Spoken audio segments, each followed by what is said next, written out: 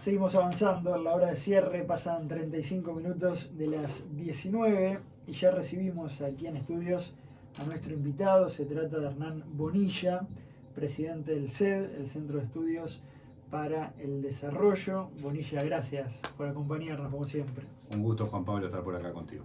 Hoy la excusa es hablar de un personaje histórico muy interesante que el CED intenta rescatar a través de la publicación de un libro, nada más ni nada menos que de Adam Smith, a quien se le adjudican muchas cosas, se le hacen decir otras, es sin duda que el padre de la economía actual, tal como la conocemos, pero es interesante empezar a conocerlo un poco más en profundidad. ¿Por qué esta publicación, por qué este libro, precisamente con una introducción a Adam Smith? Como vos decís, Juan Pablo es un personaje sumamente relevante para prácticamente todos los economistas, el padre de la economía. Es una rara excepción entre los economistas ese reconocimiento. En buena medida también un autor fundamental del liberalismo, un hombre que tiene también una obra filosófica más allá de lo estrictamente económico. Y la idea surgió porque los números redondos siempre tienen su magia y se conmemoraron en el 2023, se conmemoraron los 300 años del nacimiento. Ahí hubo actividades, nosotros mismos en el CED hicimos alguna actividad sobre este aniversario y ahí empecé a escribir sobre Adam Smith y me pareció que estaba bueno reunir las distintas facetas, las distintas obras de Smith en un libro que es corto, es un libro que se lee fácil y se lee rápido. Espero que se lea fácil y seguro que se lea rápido porque es corto. Y creo que es mucho de lo que él habló y de sus temas siguen estando vigentes. Algunos porque sigue teniendo razón, algunos porque siguen siendo debates relevantes en nuestro tiempo. Entonces creo que valía la pena traer su pensamiento a nuestros días. ¿Quién fue Adam Smith y cuál es la base, digamos, de su pensamiento, si lo pudieras resumir? Yo diría que lo principal es que él escribió en el siglo XVIII, La riqueza de las naciones, el libro que más conocemos de él, La riqueza de las naciones, se publicó en 1776, en una época en que las ideas dominantes en el Reino Unido, en su país, pero en general en Europa todavía era el mercantilismo, ¿no? Una visión de la economía muy proteccionista, muy regulada, y Smith, al escribir el primer tratado de economía como tal, explica minuciosamente por qué los mercantilistas estaban equivocados, algo que viene muy a tiempo de algunas cosas que estamos viendo en estas últimas semanas respecto al resurgimiento del proteccionismo en el mundo. Y Smith explica muy claramente por qué estaban equivocados, por qué la idea esta de que para que un país se enriquezca el otro tiene que ser más pobre, por qué lo que uno pierde el otro lo gana es mentira, por qué estaba mal hasta la concepción de riqueza que había en la época, que era la acumulación de metales. Acumulación de metales, ¿no? Eso era el mercantilismo. Eso era lo que pensaban los mercantilistas, y Smith dice no, es lo que produce un país, la verdadera forma de medir la riqueza. La misma concepción que tenemos hoy, cuando medimos el producto bruto o el producto por habitante. Moderniza, nos da una visión muy moderna en ese sentido, demuestra errores que existían en su tiempo y plantea una visión de sociedad que él llama la visión natural y obvia de la libertad, y cómo progresaría mejor la sociedad si se daba mayor espacio a la libertad económica, también a las otras libertades, pero sobre todo a la libertad económica, y también con una idea que fue muy revolucionaria en su tiempo, esto de que cada persona, siguiendo su propio interés, iba a contribuir mejor al bienestar general, incluso que si se dedicaba a contribuir directamente al bienestar general. Claro, eso es sumamente interesante porque le da al individuo su dimensión de persona libre y que actúa, digamos, en busca de su bien, ¿no? de mejorar y de progresar, y que eso en definitiva hace progresar a su propia sociedad, aunque no lo busque quizás conscientemente. Va por ahí un poco la idea. Esa es la idea, que es realmente un descubrimiento del funcionamiento de la sociedad que se transforma también en una visión, en una teoría, en una visión de cómo debería ser la sociedad, hacia dónde debería avanzar, que era muy revolucionaria en su tiempo, ¿no? Y yo creo que es una visión que sigue siendo correcta. Esto de que cada persona tiene un conocimiento, primero de cada uno, solo cada uno de nosotros sabe cuáles son nuestras propias preferencias, pero también cada uno de nosotros tiene una información única del contexto en el que vive, y esa información es sumamente valiosa. ¿Cómo incorpora una sociedad cada información que maneja cada persona? Bueno, solamente a través de la interacción libre y voluntaria de los individuos. Si se toman las decisiones a nivel centralizado desde el Estado, esa información se pierde. Y se toman peores decisiones, porque para arrancar se toman con mucha menos decisión y en forma mucho más arbitraria. La decisión de Smith, la visión de Smith es una visión de confianza en las personas y de desconfianza hacia los políticos y hacia los burócratas. Smith dice, si la gente tiene un mayor grado de libertad para tomar decisiones, no necesariamente egoístas, que es una de las caricaturas que hay sobre Smith, que defendía el egoísmo, ¿no? El interés personal no es igual al egoísmo, es qué es lo que a uno le importa en la vida. Que lo mueve, digamos, a hacer algo, ¿no? Exacto. ¿Qué es lo que te motiva a actuar? Que hay cosas, algunas personas pueden ser egoístas y otras no. O nosotros mismos hay cosas que hacemos que pueden ser egoístas y algunas que no. Hay cosas que hacemos pensando en lo demás. Muchas cosas probablemente cada uno de nosotros. Pero Smith pensaba, si las personas interactúan libre y voluntariamente, van a llegar a mejores soluciones que si es una decisión que viene de arriba hacia abajo en el Estado. Y que en una de sus frases célebres, que no es debido a la benevolencia del cervecero, del carnicero, del panadero, que tenemos la cerveza, la carne y el pan, sino por su propio interés. Y ese funcionamiento, basado en el propio interés de cada uno, es mejor que si se dedicaran a hacer el bien directamente. Y Smith dice incluso, nunca he sabido que hagan demasiado bien las personas que se dedican al bien público. Él confía mucho más en esto de que las personas actuando en base a su propio interés. Es interesante descubrir también su contexto histórico y en donde de alguna manera desarrolló su pensamiento, ¿no? Una Escocia muy fermental, ¿no? Sí. Allí donde podía además convivir con otros pensadores y con gente que fue brillante en su tiempo. Eso de alguna manera pinta al personaje. Totalmente. Es una época en que interactuaron muchos personajes célebres, y muchos de estos Smith lo conoció, fue amigo personal incluso. Influye mucho en Adam Smith David Hume, alguien que conocemos como uno de los filósofos más importantes de la historia, pero que también en economía hizo aportes significativos. Era amigo de Edmund Burke, uno de los filósofos políticos también más importantes de la historia. En particular, el contexto de Smith de la ilustración escocesa es un periodo de eclosión de conocimientos, de lo que ellos llamaban la ciencia del hombre. Smith es un autor que no se limita a la economía, toma en cuenta la historia, la sociedad, la política, las instituciones, la cultura, integra mucho ese conocimiento en un momento en que Escocia despega, tiene un momento de despegue económico, pero también cultural, ¿no? Edimburgo llegó a ser conocido como la Atenas del Norte. Exacto. ¿No? Tú lo reflejas allá en el libro. Y es un momento en que hay muchos pensadores escoceses muy destacados y muy conocidos en Europa, ¿no? Y que marcan de alguna manera el mundo que conocemos actualmente desde sus distintas disciplinas, ¿no? Sí, también sí. está eso. Hay autores, Arthur Herman, por ejemplo, que yo lo cito, dice que tiene un libro que se llama Cómo los escoceses inventaron el mundo moderno.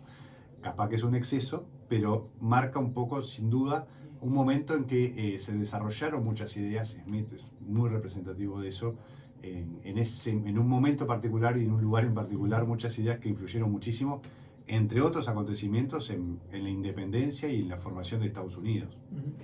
Los debates actuales tienen mucho que ver con este hombre y con su pensamiento. Aquello de el Estado que no participe, que no se meta mucho, que sea Estado juez y gendarme. ¿Es tan así? ¿Era un anti-Estado Smith? ¿O el Estado tiene también un rol que cumplir? ¿Qué nos puedes decir de eso? Es una buena pregunta porque una de las caricaturas que hay de Smith justamente era que era prácticamente lo que hoy modernamente podríamos llamar un libertario que se preocupaba solo por las personas y estaba en contra del Estado. Y no es así. Cuando uno analiza la obra de Smith se encuentra con que él pensaba que el Estado tenía varias funciones que cumplir. Las clásicas, sin duda, la defensa hacia el exterior, la administración de la justicia hacia el interior, pero él también le agrega un área, varias otras cosas. Por ejemplo, la obra pública. Él pensaba que había determinadas obras públicas que los privados, siguiendo su propio interés, no iban a realizar, que sin embargo era importante para la sociedad que se realizaran. Y él mismo pensaba que el Estado lo tenía que hacer. Podía cobrar peajes, podía resarcirse de alguna manera, claro, pero él pensaba que el Estado tenía que hacerlo. Él pensaba que el Estado tenía que intervenir en la educación, en particular en la educación primaria. Él pensaba que podían existir algunos servicios públicos. Por ejemplo, él defendía el correo y él decía que el correo estatal funcionaba muy bien. Claramente si hubiera estado en Uruguay hubiera pensado otra cosa, pero claramente cuando uno va analizando todos estos temas ve que no era antiestatista. Él pensaba que el Estado... Él dice una cosa también, que la naturaleza del empresario y del Estado no pueden ser más diferentes. Y en eso también advierte del Estado como empresario, no como algo que le pueda gustar. Pero sí, claramente un Estado que va más allá del Estado juez y gendarme. Porque además un estado de situación, digamos, de una sociedad en donde las cosas funcionan, se van a dar mejor también los intercambios, la posibilidad de negociar, del crecimiento y de la prosperidad, ¿no? En un entorno hostil es mucho más difícil un desarrollo económico de un país o de una nación. También va por ahí, ¿no? Va por ahí. Smith, sobre todo, cuando uno va analizando toda su obra, es claramente un liberal, pero es un liberal muy pragmático, ¿no? Él dice, la base de su pensamiento es la confianza en la persona y en la libertad, y eso es muy claro. Pero no se niega a la evidencia o a decir, bueno, acá hay algunas cosas en las que el Estado puede ayudar. Y estos ejemplos claramente no tiene esa visión nítidamente anti-Estado. Sí, por ejemplo, él pensaba que ya en su época que el gasto público no debería aumentar mucho más, porque él decía los impuestos no pueden aumentar más. No era tampoco un defensor de, bueno, hay que aumentar el gasto público y ver cómo lo pagamos. Tenía clara esa restricción y ya en su época, con un nivel de gasto público mucho menor que el actual y de impuestos mucho menor que el actual, él estaba en contra de aumentar el gasto. Ya era crítico con esa situación. Ya era crítico con esa situación. En una época además en que el Estado se caracterizaba, en particular en el Reino Unido, por ejemplo, por otorgar privilegios y monopolios a empresas, que eso también él estaba en contra y él pensaba que debería fomentarse mucho más la competencia.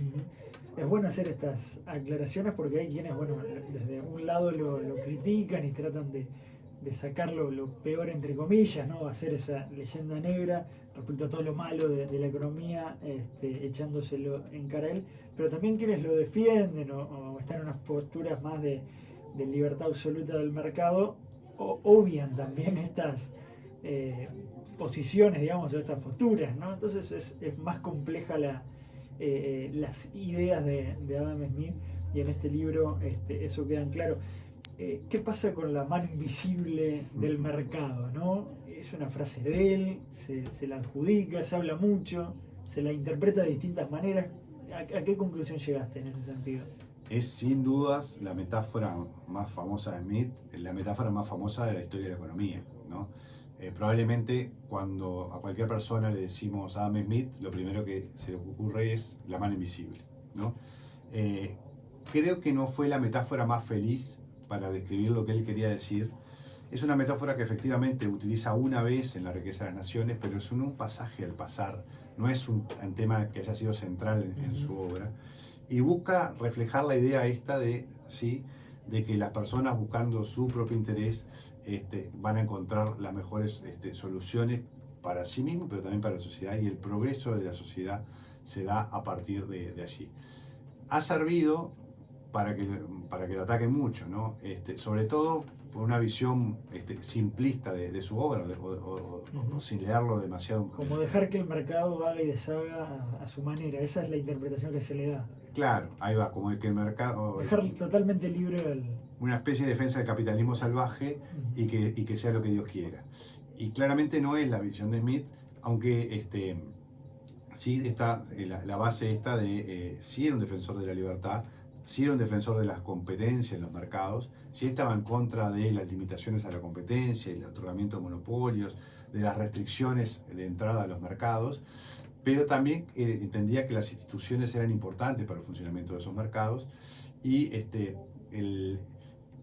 hay un hilo para pegarle equivocado, pero que es muy común, esto de Adam Smith defendía el egoísmo y por lo tanto defendía la mano invisible del mercado, que es la ley de la selva y donde gana el más fuerte.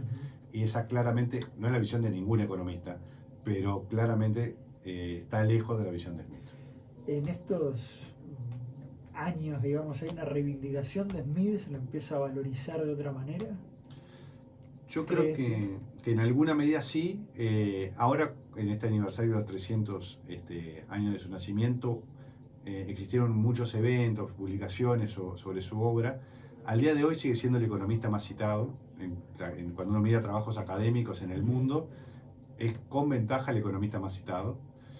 Se le han encontrado inspiración en su obra hasta para ramas muy modernas de la economía, como la economía del comportamiento. Se encuentran ejemplos, se encuentran algo Smith ya había dicho sobre esto. Y también ese rol de padre de la economía, de alguna manera, hace que siempre se vuelva a él, ¿no? Y también es muy común buscar cosas que haya dicho Smith que van en el sentido de lo que yo quiero argumentar, porque eso le da autoridad al argumento. Le da más prestigio. Triunfaron las ideas de Smith, entonces el sistema actual de mercado es lo que pregonaba o lo que estudiaba Smith, o se aleja un poco. ¿Cuál es tu conclusión? Bueno, hemos ido y venido, ¿no?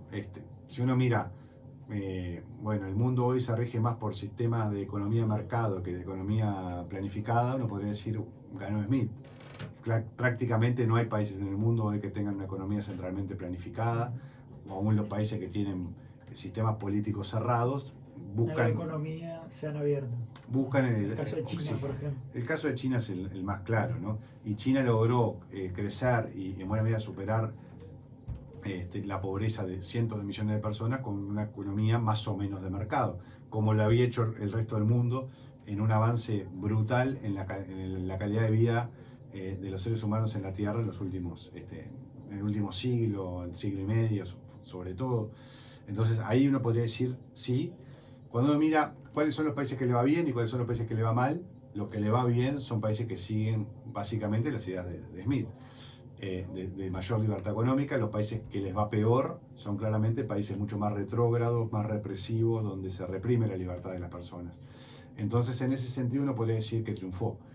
En otros sentidos, cuando uno ve que en el mundo hoy resurge el proteccionismo, resurge la suba de aranceles, las guerras comerciales, un país aumenta, Estados Unidos típicamente en las últimas semanas, sube aranceles a algunos bienes y otros países la retribuyen con subas de aranceles, ¿qué va a pasar con eso? Van a perder los dos países y van a perder las personas, con bienes más caros, con aumento del costo de vida, con menor empleo.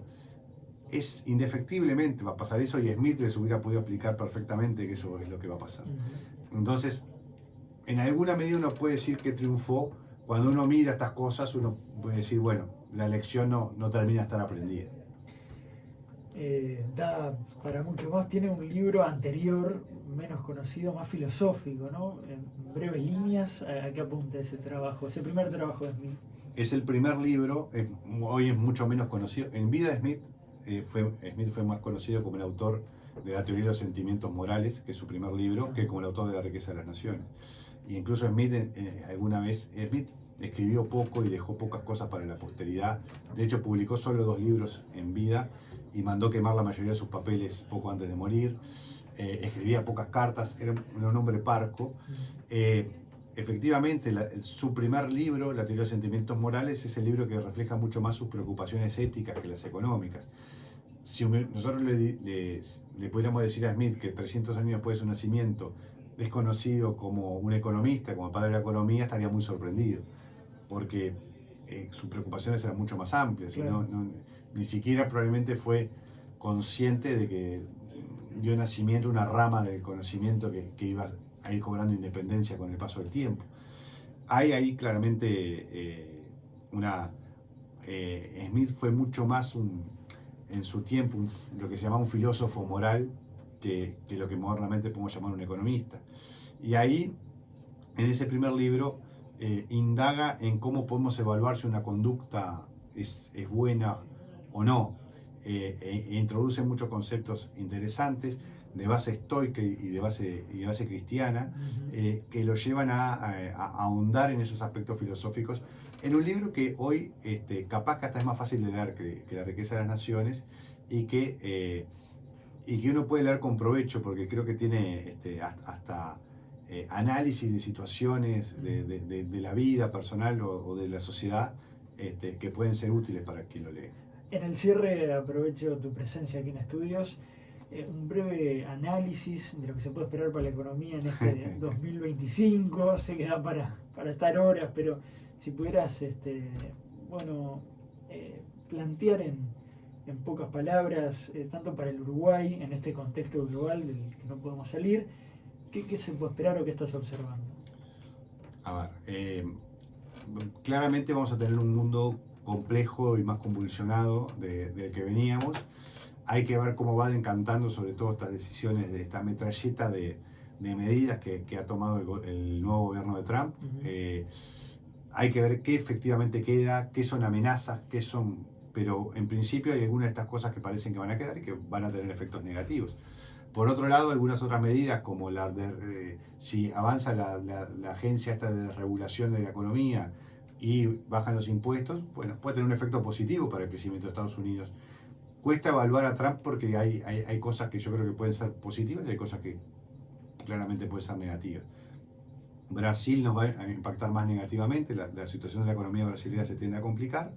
Argentina en el corto plazo va a tener un buen año, va a tener un rebote que puede ser interesante. Casi que la única buena noticia para Uruguay este año va a ser el crecimiento que va a tener la economía argentina este año, el único impulso positivo. Y en particular, aterrizando en Uruguay, yo estoy viendo un año que va a ir de más a menos. Probablemente cuando entremos a revisar las proyecciones de crecimiento para este año sean a la baja. Hay dos instancias muy relevantes a ver en qué pasan. Una es el presupuesto nacional y otra es la negociación, la ronda de los consejos de salarios que determina. Las dos tienen que ser muy cautelosas porque estamos en una economía que parte de niveles de empleo muy altos, en el que el salario ya se encuentra por encima de los niveles prepandemia, y si se desliga la productividad del trabajo de los aumentos salariales, podemos, en vez de tener la creación muy importante de puestos de empleo que hemos tenido en los últimos, de la pandemia en adelante, cuando uno lo compara con la situación prepandemia, más de 100.000 empleos creados, una situación muy positiva en términos de nuestra economía, pero eso no necesariamente es lo que va a continuar si no se es muy cauteloso en la ronda de consejos de salarios. Y en el presupuesto hay que ser también muy cauteloso con los incrementos del gasto y el cuidado de los equilibrios fiscales.